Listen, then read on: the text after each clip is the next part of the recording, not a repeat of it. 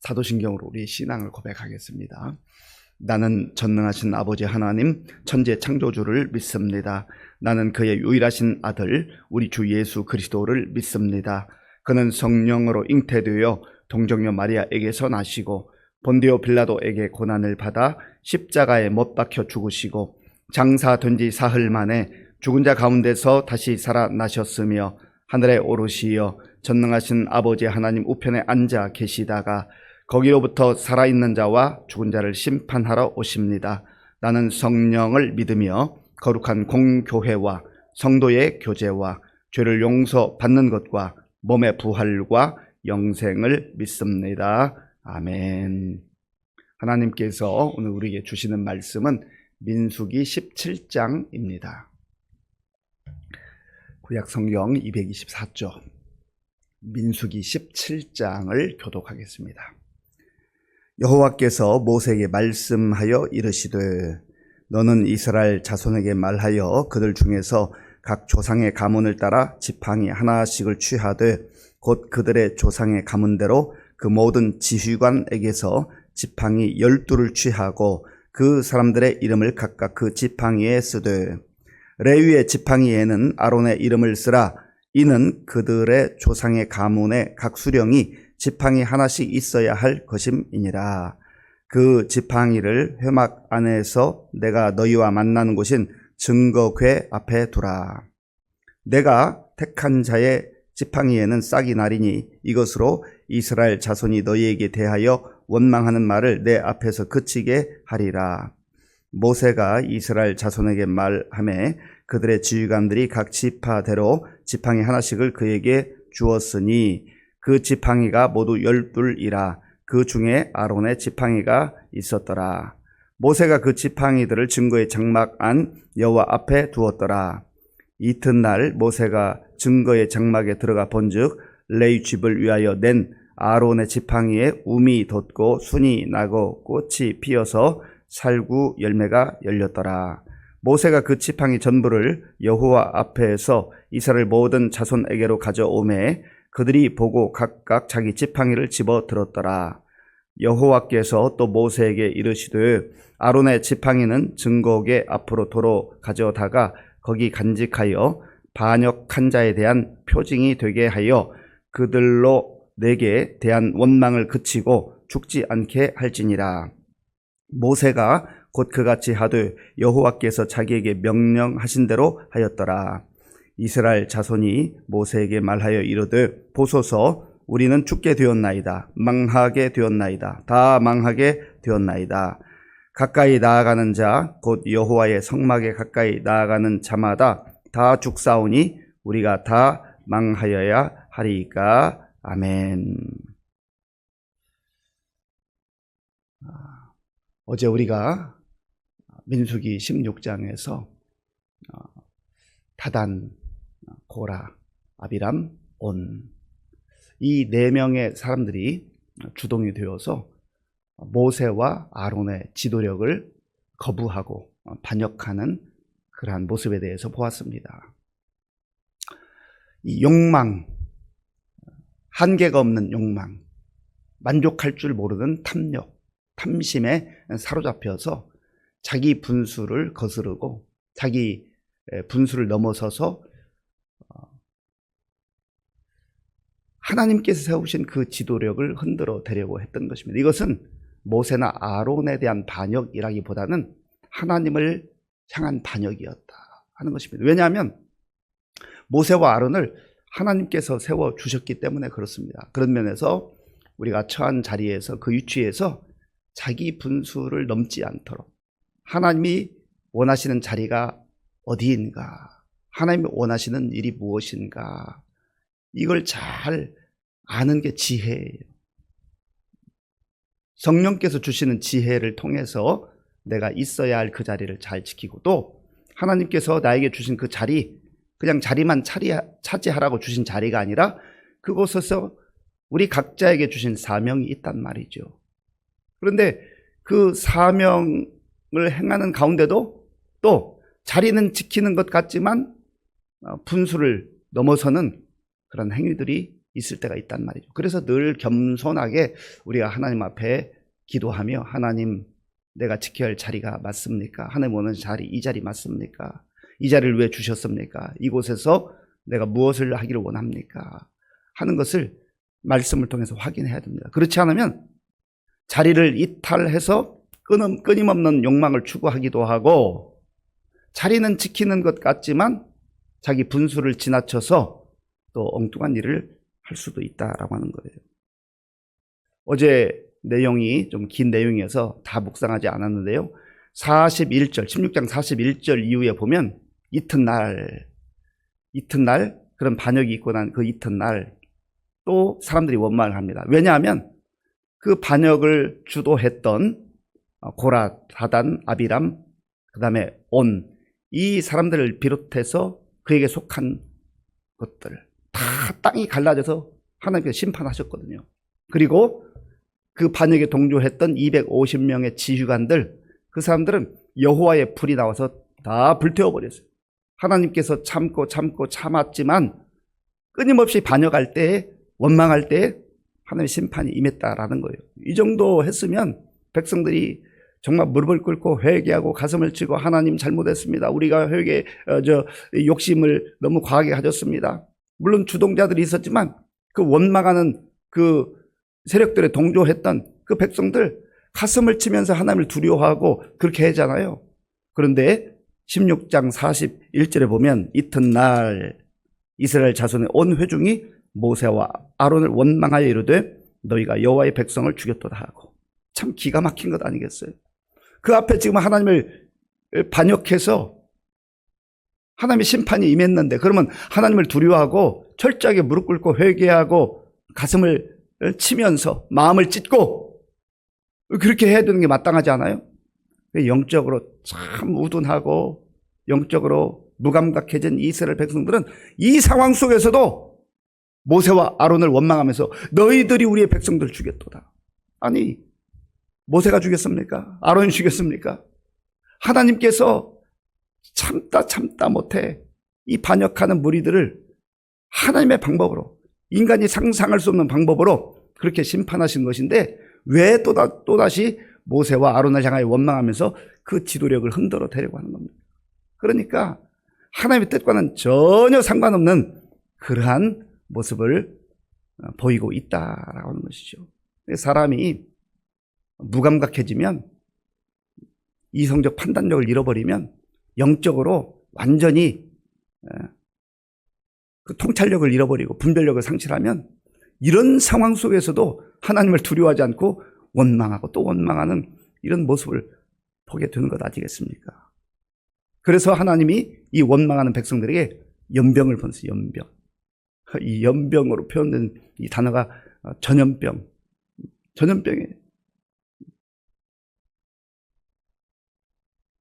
그래서 결국은 14,700명이 또 죽고 말았습니다. 그러니까 반역하고 원망하고 불평하고 하나님 두려운 줄 모르고 이러한 상황 속에서 하나님께서 이제 모세에게 말씀하셔요. 내가 택한 자들이 누구인가 다시금 분명하게 보여주겠다. 그래서 모세로 하여금 각 지파 대표자 한 사람의 이름을 써서 지팡이를 가져와라.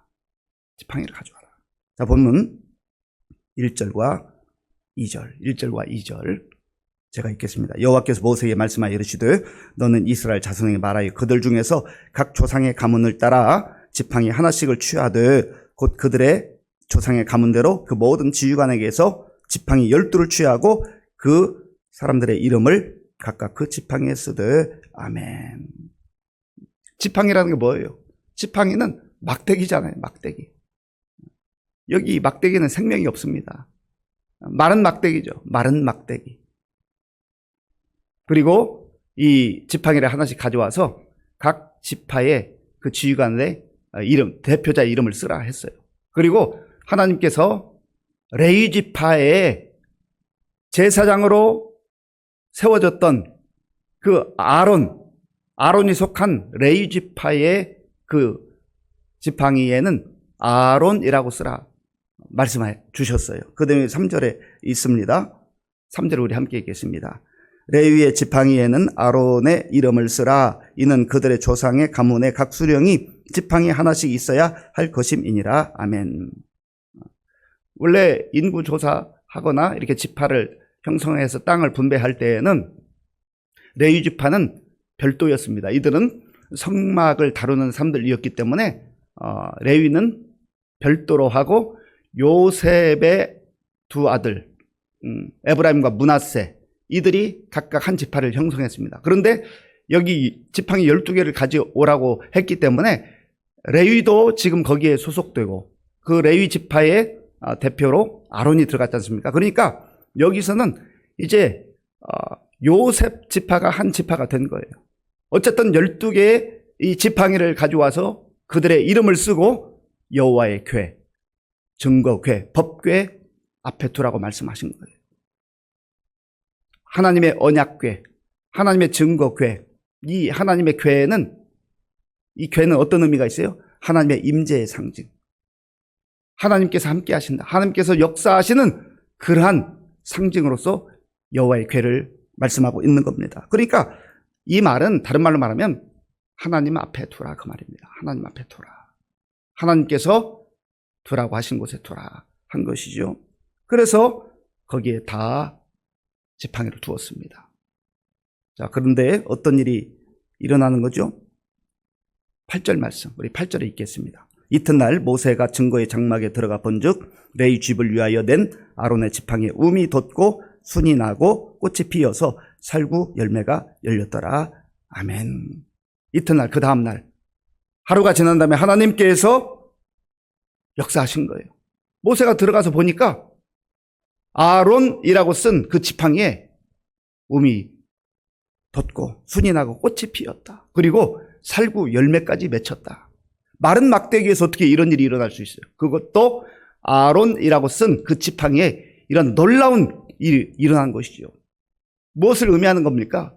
하나님께서 레위지파, 하나님께서 레위지파에 속한 아론을 대제사장으로 세웠다. 하나님이 세우셨다 하는 것을 특별한 방법으로, 기적이죠. 이런 방법으로 보여주신 거예요. 이스라엘 백성들이 얼마나 어리석고 무지한지, 하나님께서 세우신 것을 왜 너희들이 꺾으려고 하고 반역하려고 하느냐, 왜 반역하느냐, 왜 거기에 동조하느냐 하는 거예요. 이스라엘 백성들이 고라, 다단, 아비람, 온 등을 비롯한 또 250명이 동조해가지고 그렇게 한 것 심판했으면 나머지 백성들은 하나님을 두려워하는 마음으로 철저하게 자신들의 모습을 돌아봐야 되는데 그런 모습이 전혀 없는 거예요. 여전히 불평하고 원망하고 분별력을 상실하고 그렇게 할 때에 하나님께서 이러한 역사를 행하셨다 하는 것입니다. 우리가 하나님을 잘 알아야 됩니다. 하나님을 잘 믿어야 돼요. 믿어도 제대로 믿어야 돼요. 자기 생각대로 상황 따라서 그렇게 해서는 안 된다라고 하는 거예요. 하나님은 마른 막대기에서도 움이 돋고 순이 나고 또 꽃이 피게 하여서 열매를 맺게 하시는 능력의 주님. 이건 뭘 의미하는 겁니까? 하나님은 창조주다라고 하는 거예요. 생명의 주관자다 하는 거예요.